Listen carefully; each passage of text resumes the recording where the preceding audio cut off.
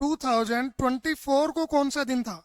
तो आप पीछे जा रहे हैं ना, एक साल पीछे जा रहे हैं। डेट और ईयर जो है, डेट और मंथ जो है सेम है, बट ईयर चेंज हो गया, पीछे एक दिन आप चले गए, तो एक दिन पीछे जाएंगे।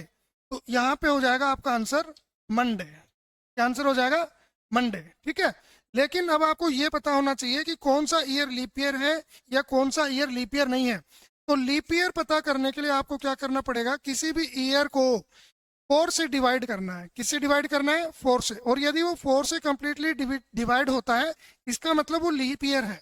और 4 से डिवीजन का रूल आपको डिविजिबिलिटी रूल में बताया गया है। जैसे 2021 है, तो क्या ये लीप ईयर है? नहीं। क्यों? क्योंकि 4 से डिविजिबिलिटी का रूल क्या है कि लास्ट के 2 डिजिट 4 से डिवाइड होनी चाहिए, तो इसमें नहीं हो रहा है, इसका मतलब ये लीप ईयर नहीं है।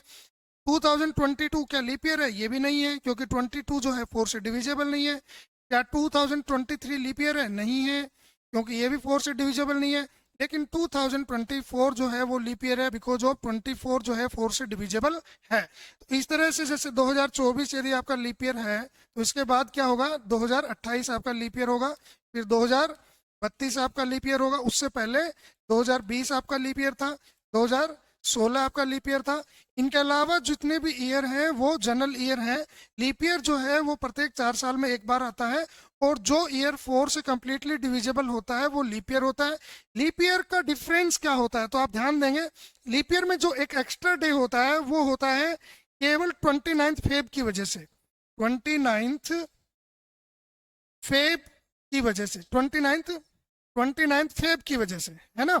तो ध्यान दीजिएगा, यदि लीप ईयर भी हो लेकिन 29 फेब का इफेक्ट ही ना हो, तो फिर 2 डेज नहीं बल्कि एक ही दिन का फर्क पड़ेगा। कैसे? देखिए आप, जैसे कोई आपसे कहे कि 1 मार्च 2024 को मान लेते हैं ट्यूसडे था, मान लेते हैं।